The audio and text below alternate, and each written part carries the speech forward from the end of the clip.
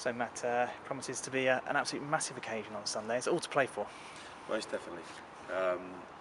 You know, we come back to the Kazam, which is obviously a really special place for us with the 7 points deficit that we've got to chase, and I think everything's sort of just building up for it to be a fantastic spectacle. Really, we obviously know exactly what we've got to do.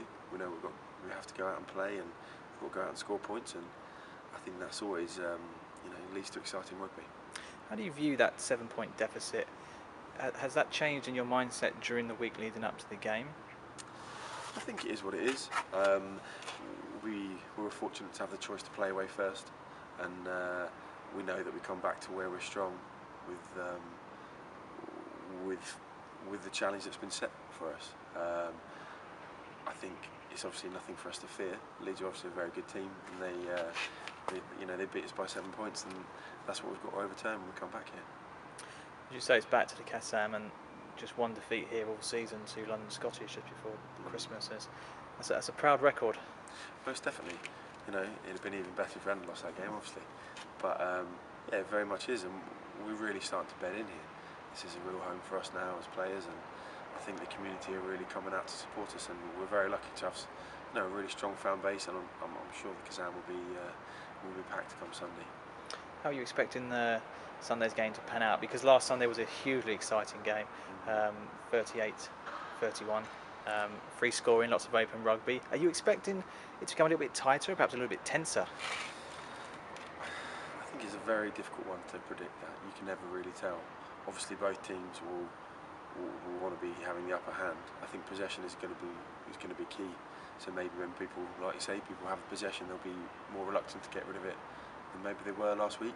I think at this stage in the season, teams play the way they play, and Leeds have been very attacking. All season they offload a lot, and they're very good on the counter attack. And the same for us. We love attacking with the ball, and I'm sure it'll be no different come Sunday.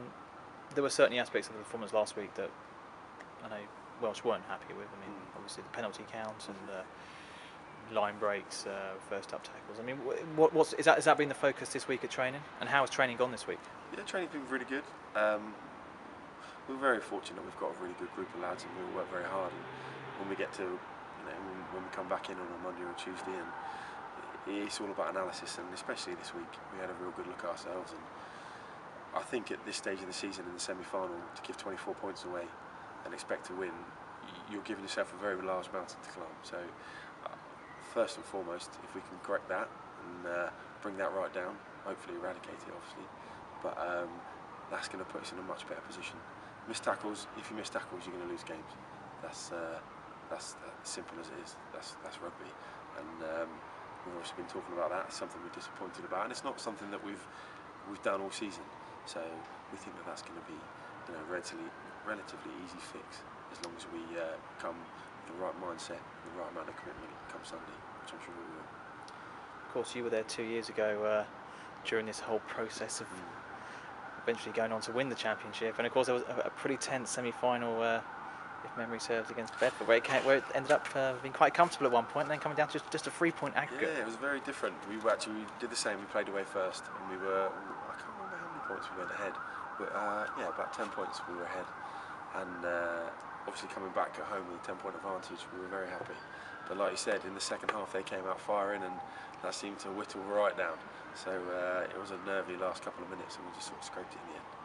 But I think if that teaches anything, that it's just all about coming out on top, really, come the final whistle, because the lead is probably going to sort of exchange hands several times, and it's important that when that final whistle goes, you're the team on top. You've been there before, and you say the league could change hands, and it could well do.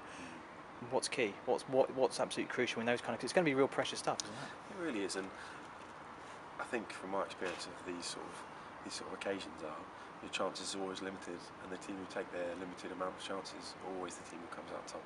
So from that, it's all about being clinical, and it's all about, when you have the chance to attack, just really making sure that you come away with points and keeping the scoreboard ticking over.